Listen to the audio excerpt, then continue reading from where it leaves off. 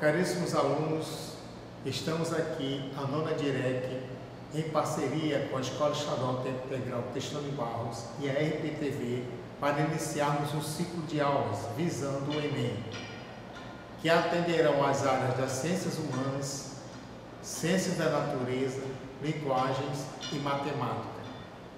Teremos diversos professores que irão colaborar conosco no sentido de cada período desse irão aqui explanar um trabalho das questões em diversas disciplinas. Aproveitem, porque é uma oportunidade muito boa para todos. Continuem estudando, porque o sucesso depende do esforço de cada um de nós e também de vocês. Felicidade, boa sorte e tenham bom proveito.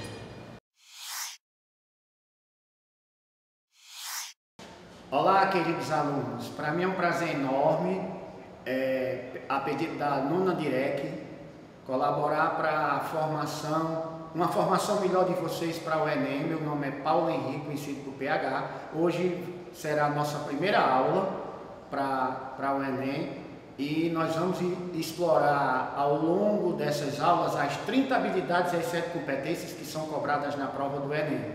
E as duas primeiras questões de hoje vai abordar um assunto muito pertinente, tanto na prova como no mundo contemporâneo, que é o assunto sobre estatística. Vamos lá. Bem, vamos para a nossa primeira questão, com o professor Paulo Henrique.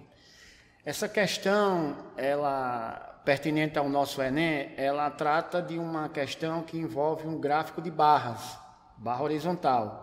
Um dos tipos de gráficos que são utilizados na nossa prova do Enem. A questão diz o seguinte: os dados do gráfico seguinte foram gerados a partir de dados colhidos, no conjunto de 6 regiões metropolitanas pelo Departamento Intersindical de Estatística e Estudos Socioeconômicos. Observação: esses dados das taxas estão em porcentagem. Aqui nós temos 6 regiões metropolitanas. Taxas de desemprego nas regiões metropolitanas em março de 2010. Se você observar aqui, São Paulo, 13,1%, Salvador, 19,9%. E se você for observar no gráfico, tem Recife, Porto Alegre, Belo Horizonte e Distrito Federal.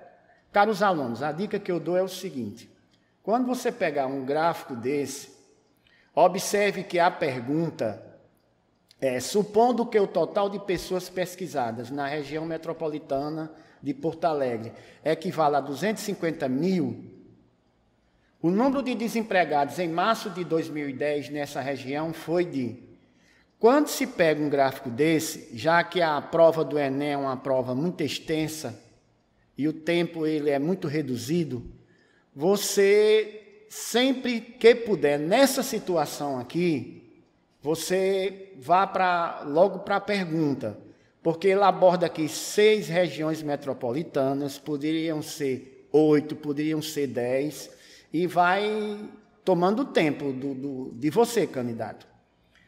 Assim, uma dica que eu dou, quando você se depara logo com a pergunta, você vai ter uma economia de tempo. E a pergunta é exatamente em relação a uma única região. Aqui, ó.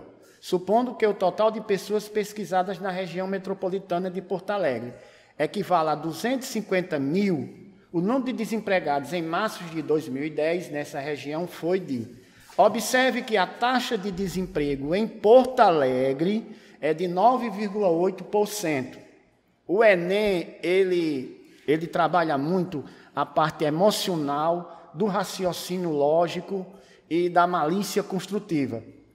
Como assim? Observe que ele não colocou aqui na pergunta uma metrópole aí com 10% fechado, ele coloca 9,8%. Mas observe as alternativas. Você tem uma alternativa aqui de 24.500, a taxa de desemprego aqui, o número de desempregados, aliás. B, 25 mil. Até a letra E, 227.500. Para você ter uma economia de tempo, você arredonda esse valor aqui para 10. Por que 10, professor? Pelo seguinte, quando você arredonda para 10%, 10% é a 10ª parte. Se você pegar 100%, dividir em 100 partes iguais, 10% vai equivaler a 10 partes dessas 100. Ou seja, 9,8, se você aproximar para 10%, a 10ª parte de 250 mil equivale a 25 mil. É como se você cancelasse apenas aqui um zero, porque você está dividindo por 10. Nesse caso, observe que não é 10%, é 9,8%. Assim, com certeza a dica que eu dou, você coloque esse número não em forma decimal, inteiro, 10. Se você calcular 10% de 250 mil, é como se você estivesse calculando a 10ª parte de 250 mil, que corresponderia a 25 mil. Porém, 9,8% é menor que 10%. E a única alternativa aqui, inferior a 25 mil, é 24.500. Dessa forma aqui, é uma questão que nem cálculo escrito você precisaria fazer. Ou seja, eu vou mostrar aqui a resolução, porque se você calcular 9,8%, é a mesma coisa de 9,8 dividido por 100. Ao você trabalhar esse decimal aqui e multiplicar por 25, por 250 mil, que é o número de desempregados lá da região metropolitana, você teria um valor de 24.500. E você evitaria de fazer esse cálculo com decimal. Portanto, para a gente fechar essa questão aqui, supondo que o total de pessoas pesquisadas na região metropolitana de Porto Alegre equivale a 250 mil, aliás, aqui é o número de pessoas dessa região metropolitana, e 10%, arredondando 9,8% para 10%, equivaleria a 10ª parte disso, que era 25 mil, e a única alternativa inferior a 25 mil é 24.500, onde você, caro candidato, iria deixar de fazer esse cálculo aqui com decimal. Bem, essa questão 2 também retrata um assunto muito cobrado, que é o assunto sobre estatística, e diz assim: o gráfico indica o resultado de uma pesquisa sobre o número de acidentes ocorridos com 42 motoristas de táxi em uma determinada cidade no período de um ano. Quando você se depara, meus queridos alunos, com um gráfico desse, você tem que se preocupar com o que significa o eixo de X, que é o eixo da abscissa, que é o número de acidentes. E o eixo vertical é o número de motoristas. Vamos dar alguma pincelada sobre esse gráfico para a gente entender a pergunta e a resposta que a gente deverá marcar.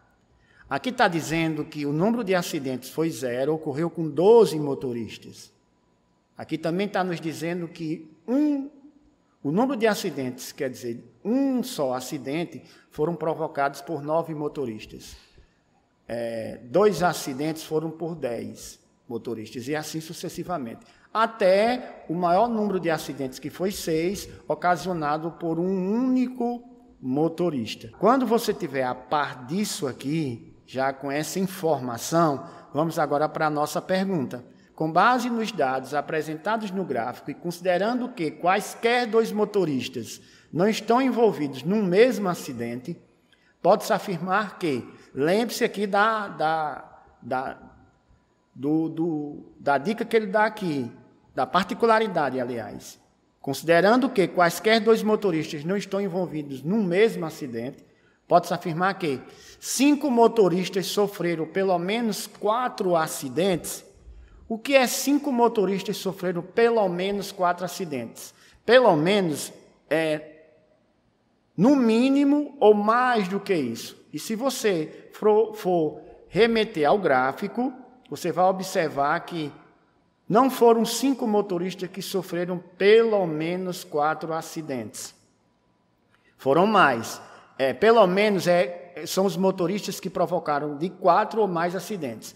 4 foram 3, 4, que aqui é o número de acidentes. Cuidado com a legenda. Eixo horizontal é a abscissa. Eixo vertical, viu, meus queridos estudantes, alunos que estão propensos ou que pensam em fazer o Enem, o eixo vertical é o número de motoristas. 4 acidentes foram provocados por 3 motoristas. 5 acidentes por 2 e 6 acidentes por 1. Se você soma 3 motoristas mais 2 mais 1, são 6 e não 5. Ok? Essa questão aqui é uma questão que você não vai encontrar a resposta imediata, que é por inspeção. O que é uma questão resolvida por inspeção? Você vai inspecionar cada item para você saber qual é a questão coerente ao gráfico, ou seja, pertinente ou não ao gráfico, aos dados observados no gráfico. Quando ele diz aqui que 30% dos motoristas sofreram exatamente 2 acidentes, será que é essa a questão a se marcar? A média de acidentes por motoristas foi igual a 3, o número, letra D, total de acidentes ocorridos foi igual a 72, letra E, 30 motoristas sofreram no máximo 2 acidentes. Quando a gente observa todos esses itens, tem que sim fazer por inspeção, inspecionar cada item. E para a gente concluir a questão, você observa que a alternativa correta vai ser a letra D de dado, e a resposta foi 72, e eu vou explicar por que essa letra aqui é a alternativa correta. Nessa situação aqui, ele está dizendo que o número total de acidentes ocorridos foi igual a 72. Observe que o número de acidentes, o número total de acidentes ocorridos foram, vamos fazer uma pequena conta aqui, 0 acidentes vezes 12 dá 0. Um acidente provocado por 9 motoristas são 9 acidentes. 2 acidentes provocados por 10 motoristas vão ser 20 acidentes aqui, 20 acidentes nessa coluna aqui. 3 acidentes por 5 motoristas vão ser 15 acidentes. 4 acidentes provocados por 3 motoristas vai dar um número total de acidentes igual a 12. 5 acidentes provocados por 2 motoristas são 10 acidentes. E 6 acidentes provocados por um único motorista vão dar 6. Quando você começa a fazer essa soma aqui desses produtos, da primeira barra vertical, da segunda até a sexta, vocês vão concluir matematicamente que a letra D é a correta. Essa letra C, ela trata de média. Vou dar uma dica aqui para vocês. Existem 3 tipos de medidas de tendência central que são cobradas no Enem, que é a média, mediana e moda. Essa letra C, a média não são de 3 acidentes. E como a letra E diz que 30 motoristas sofreram no máximo 2 acidentes. Eu vou, só para concluir essa questão, a letra E, ela não são 30 motoristas que sofreram no máximo 2 acidentes. Ou seja, que é no máximo 2 acidentes, de 2 abaixo. Aqui foram 10, aqui foram 9, que provocou 1, e nenhum acidente foram 12. Quando você soma 12 com 9, dá 21 com 10, são 31. A resposta correta seria 31 e não 30 motoristas. E a letra C é a questão que envolve média, medidas de tendência central. Você tem um total que a letra D diz que o número de acidentes provocado por esses motoristas, que a correta é a letra D, foi 72. A letra C, se você dividir 72 por 42 motoristas, o número de acidentes por motoristas não foi igual a 3, foi 1,71. Com isso, eu quero que vocês deem uma estudada nos gráficos de barras, especificamente os gráficos de barra horizontal e vertical, e estudar os 3 tipos de medidas de tendência central que são abordados praticamente todos os anos na nossa prova do Enem, que é média, mediana e moda.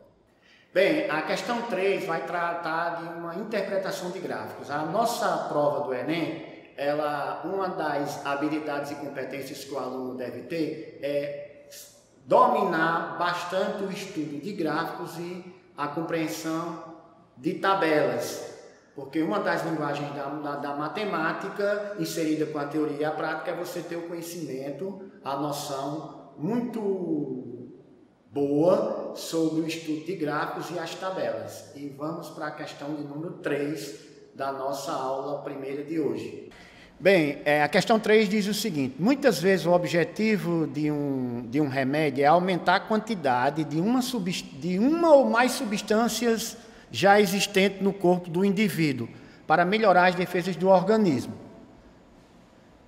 Depois de alcançar o objetivo, essa quantidade deve voltar ao normal. Se uma determinada pessoa ingere um medicamento para aumentar a concentração da substância A em seu organismo, a quantidade dessa substância no organismo da pessoa em relação ao tempo pode ser melhor representada pelo gráfico. Bem, esse é o tipo de questão, se você tiver aquela malícia construtiva, aquele raciocínio, o enunciado já está dando a resposta praticamente da análise gráfica. Basta você ter apenas uma base, um pouco de base sobre o estudo do gráfico. Eu vou aqui só comentar alguns tópicos já para a gente dar a resposta. Muitas vezes o objetivo de um remédio é aumentar a quantidade de uma ou mais substâncias já existentes no corpo do indivíduo. Ele está dizendo que você vai tomar esse medicamento para aumentar uma quantidade lá de substâncias que já você tem no seu organismo. Depois de alcançar o objetivo, essa quantidade deve voltar ao normal. Aqui é um gráfico que nós vamos tratar de análise de funções quanto à monotonicidade. Se é uma função crescente, se é uma função decrescente, se é uma função constante. Como a prova do Enem, você tem 5 questões de múltiplas escolhas e uma única questão correta. Observe que ele já tem uma quantidade de substâncias no organismo. Por exemplo, essa alternativa C, ela está fora da realidade, porque aqui está mostrando que essa quantidade, todo o gráfico que você pegar, caro aluno, a dica que eu dou, observe o que representa o eixo horizontal, conhecido por abscissa, e o eixo vertical, conhecido por ordenada. Essa letra C, ela está desprovida de qualquer tipo de escolha sua, se você tiver uma base, porque aqui você tem uma quantidade zero dessa substância A.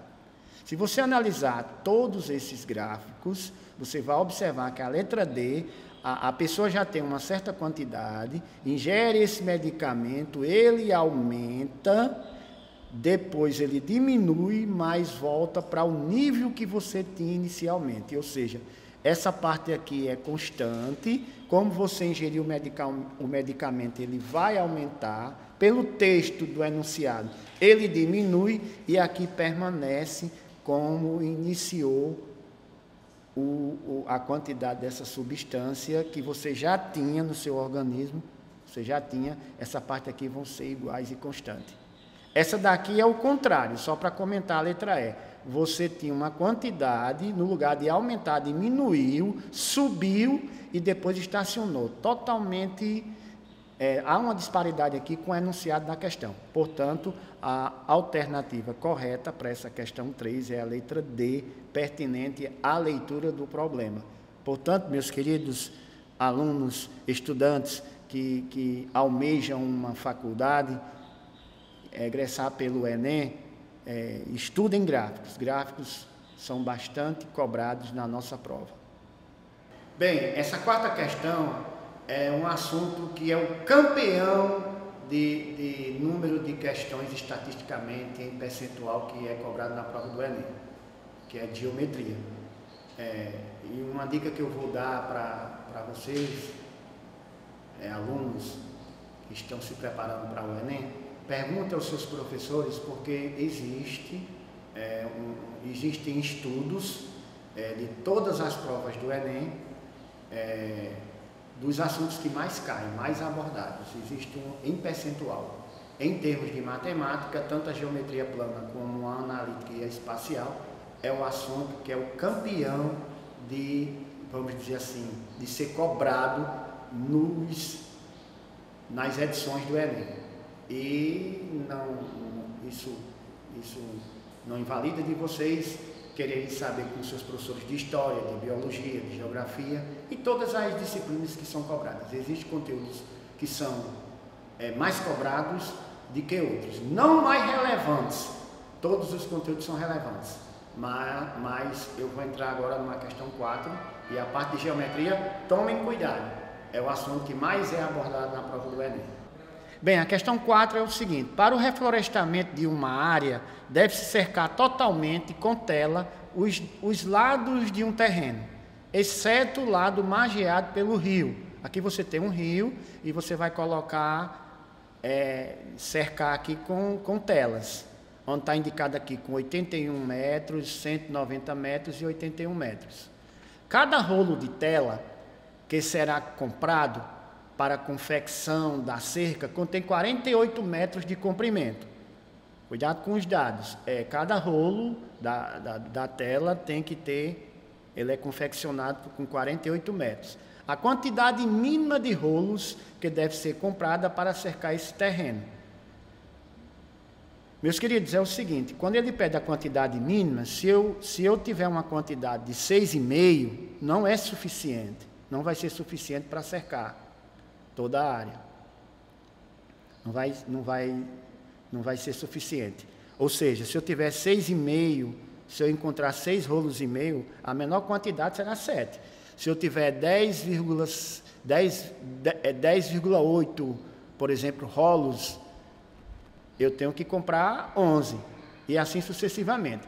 Se você fizer essa soma aqui, 81 com 190 com 81, você vai ter o seguinte: 80 com 80 dá 160. 160 com 190 dá 350.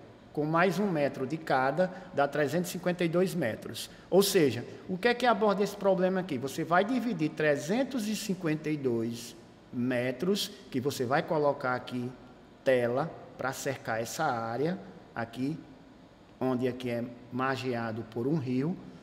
E cada rolo ele é vendido, confeccionado em 48 metros.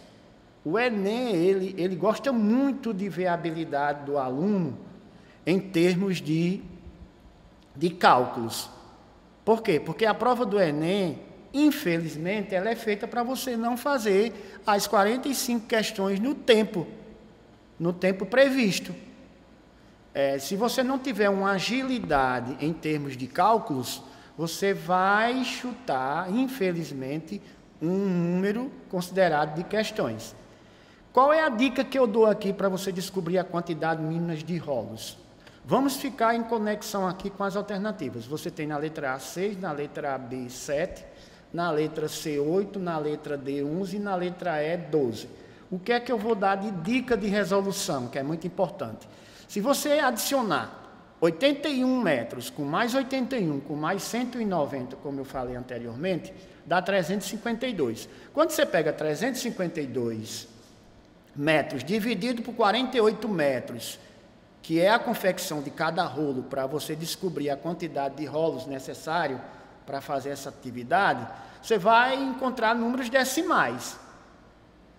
A dica que eu dou muito pertinente aqui: se você arredondar aqui para 350, diminuir 2 unidades, e de 48 você arredondar para 50, observa aqui o seguinte: você diminui 2 unidades no numerador e aumenta 2 unidades no denominador, fazendo com que essa divisão seja um número próximo, mas menor. E se você arredondar na prova lá 350 por 50, observe que 350 é um número que é divisível por 50, dá 7. daria 7 inteiros. Ou seja, para você não perder tempo, que tempo é precioso na nossa prova, você só faz essa habilidade aqui. Você pega, arredonda para 350, diminui 2 unidades, e aqui aumenta para 50. Diminuindo o numerador e aumentando o denominador de uma fração, você vai encontrar um valor próximo a esse menor. Você encontraria rapidinho, sem nem precisar de fazer cálculo escrito, 7. Como é um valor um pouco a mais do que 7, portanto, o mínimo de rolos de arames não será 7,33, nem 7,44, nem 7,58. O mínimo será 8 e, portanto, essa questão, a alternativa correta seria a letra C. Bem, a nossa quinta questão é de um tipo de assunto que é pertinente ao nosso Enem, uma das habilidades e competências que você deve ter. Rola muito isso nas redes sociais, de uma forma em geral, são as sequências numéricas. Existem 2 tipos de sequências que são muito utilizadas na nossa prova. São as sequências aritméticas e as sequências geométricas. Elas não são sequências caóticas. Ela tem uma lei de formação, ela tem uma recorrência que você consegue definir padrões estabelecidos por esses números. E, meu querido e caro aluno, se ligue nas sequências que são aritméticas e geométricas. E os conteúdos são inerentes ao Enem, as progressões aritméticas e as progressões geométricas. Uma professora realizou uma atividade com seus alunos utilizando canudos de refrigerante para montar figuras, onde cada lado foi representado por um canudo. A quantidade de canudos, isso é muito importante, a legenda, a nomenclatura, a quantidade de canudos é indicada pela letra C, associada aqui à palavra canudo. De cada figura, depende da quantidade de quadrados. Ó, o que aí? O quezão aqui associado ao quezinho, inicial da palavra quadrados, que formam cada figura. A estrutura de formação das figuras está representada a seguir. Bem, antes de eu analisar essa figura, lembrem-se, candidatos, que as 2 sequências que são cobradas na nossa prova do Enem são as sequências aritméticas, chamadas de progressão aritmética, e as sequências geométricas, chamadas de progressão geométrica. Todo e qualquer tipo de sequência, veja o padrão que está formado na sucessão, seja de figuras ou de números. Por exemplo, aqui na figura 1 eu tenho um quadrado. Eu estou usando, os lados do quadrado são feitos por canudos. Mas observe que na figura 2, você tem um canudo aqui, os quadrados estão encostados. Eles não estão separados. E a questão de número, e a figura 3, você tem 3 quadrados e tem um canudo comum. Que expressão fornece a quantidade de canudos em função da quantidade de quadrados de cada figura? Bem, eu vou dar como dica para vocês darem um estudo ou uma estudada a respeito das sequências aritméticas e as sequências geométricas. Mas você também pode fazer essa questão por inspeção. Observe que aqui está dizendo que a quantidade de canudos é 4 vezes a quantidade de quadrados. A quantidade de canudos é 3 vezes a quantidade de quadrados mais 1.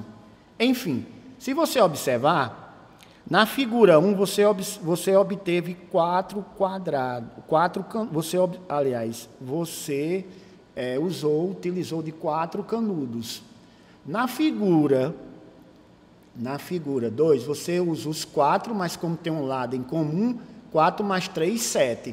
Na figura 3, você tem 3 quadrados e 2 que estão usando o mesmo canudo. Ou seja, qual o padrão aqui? Qual a lógica daqui? A figura que está separada é a primeira, tem 4 canudos. Aqui você tem 4, sempre os quadrados seguintes das figuras 2 e 3 vão ser com 3 canudos agora, porque tem um que vai servir para os 2, eles estão encostados. Aqui, ó, eu uso 4, aqui eu uso 3, aqui eu uso 3. Aqui eu tenho 4 canudos, aqui são 7, 4 mais 3, aqui são 10, 4 mais 3, 7 mais 3, 10. Se você fizer uma inspeção aqui, a quantidade de canudos da figura 1, por exemplo, é 1. Você tem 4 vezes 1, 4, menos 1 dá 3. Não é essa a resposta. Se você fizesse uma inspeção na letra B, você tem 1 quadrado. Esse Q aqui é quadrado. Aí quadrado é Q, canudo é C. Assim, olha, 1 quadrado vezes 3 dá 3, mais 1 dá 4 canudos. Vamos ver se até o final o padrão permanece. Quantos quadrados eu tenho aqui? 2.